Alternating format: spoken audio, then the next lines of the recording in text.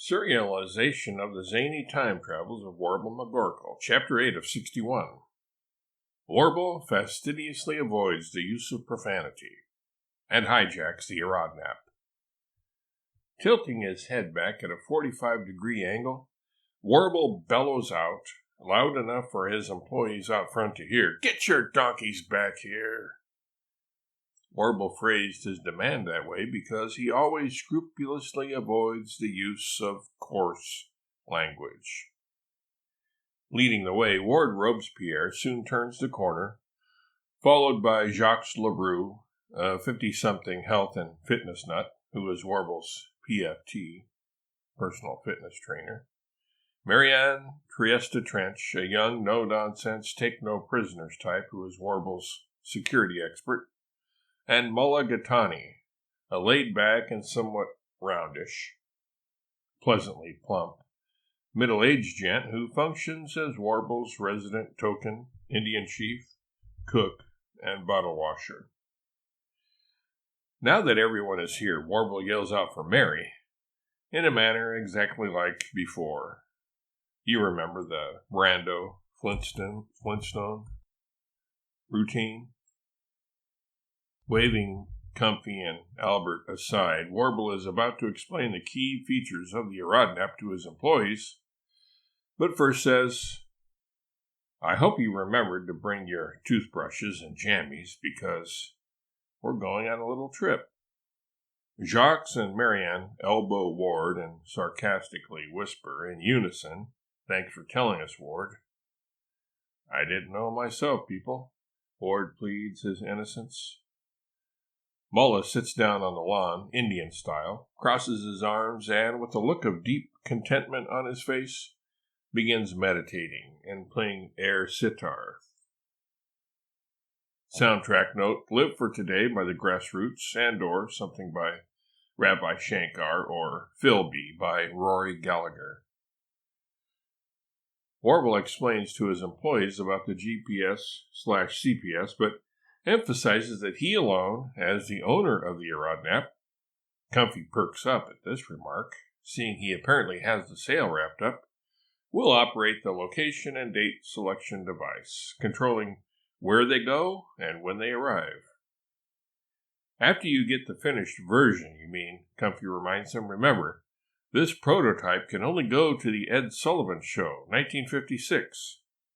Of course, Warble says, while holding one arm behind his back, fingers crossed, a trick he also used at his presidential inauguration, some of you may recall. When Warble begins talking about the MCD, Mary interrupts him with a question. "Why do you say it that way?" she asks. "Say what way?" Warble replies, really knowing what Mary is wondering about, but wanting to appear as if his distinguished pronunciation is completely natural, and was done subconsciously, automatically. "You say material, Mary explains, wrinkling her brows in consternation. "Oh, that," Warble says. "It's the French. As my old friend O. Zark, the fabled fur trapper, always says, any time the French word for something sounds enough like the real word so that you think you know what it means, use it." "Why?" Mary asks, thinking that sounds like the most blatantly nonsensical advice she's ever heard in her life. "Why? You so ignorantly ask?" Warble says, actually glad to have the opportunity to show off his knowledge of the romantic French lingo. "Sacre bleu, madame! It's sophisticated. Your apparent IQ will increase by 10 points for every French word you use.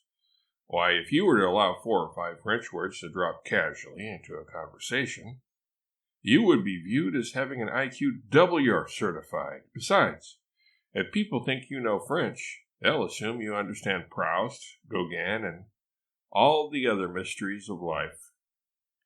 They might even conclude that you can communicate with dolphins, which, by the way, are way smarter than most humans, although none are more intelligent than I, of course. You would be viewed as being twice as smart as the average human, and 4 times as smart as your average congressman. You may be onto something there, Warble, Hijacks muses aloud, or maybe you're just on something. Mary pulls Warble aside for a private conversation. Warble, tell me again why you hired that guy as your fitness trainer? Mr. LaRue is a huckleberry above a persimmon, Mary. Say again? Mary requests, still in the dark. Warble sighs. Because he's such a great gymnast, that's why. What's so special about his gymnastic abilities? He hasn't been in the Olympics or anything, has he? No, but who gives a hoot? He ate cereal bars while working out on the parallel bars. He ate one right after another. I've never seen anything like it. You mean he ate cereal bars serially while on the parallel bars, a deed that had no parallel? Mary asks.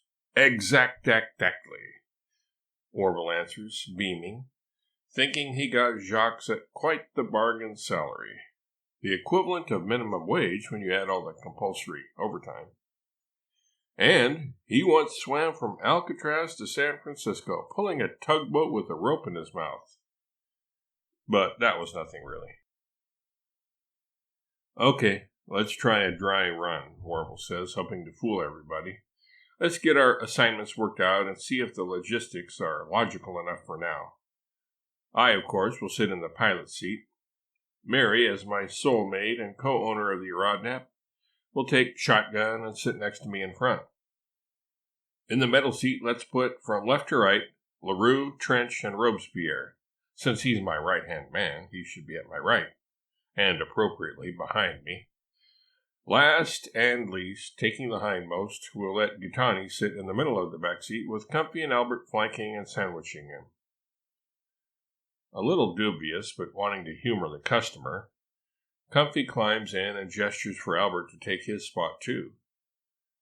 Once everybody is aboard, Warble turns around, and then 2 things happen in quick succession. First, Warble feigns amazement, points at the sky behind him, and yells, "Jiminy cricket! Is that who I think it is?" The ruse works like gangbusters. Comfy and Albert, who don't know Warble too well yet, look back. As soon as they do, Warble pulls up the GPS/CPS and enters the time and space coordinates. Before anybody can do anything about it or even utter a word of discouragement, lodge a complaint, file a grievance, or raise an objection, the unlikely octet are flying high above Wisconsin, looking down on cornfields, soybean patches, and string cheese factories. Soundtrack note, Home, Home on the Range by Gene Autry, followed by Time Machine by Grand Funk Railroad. About that second thing that happened simultaneously with the first, though, Warble's dirty trick being the first thing for those of you not concentrating all that intently. As Warble was busy entering the time and space coordinates, Albert's pet puppy Tatorskin, who had been more or less waiting patiently up until then, had bounded into the back seat and snuggled up to his master. Comfy had tried to grab the pooch and throw him overboard, as the Arodnap was crowded enough already, and he didn't want the rambunctious puppy crawling all over his brand-new silk suit, but also because the time travel feature had not yet been tested with animals. It is unknown, as of yet, just what it might do to them and whether they would even survive it. Where are they heading, you ask?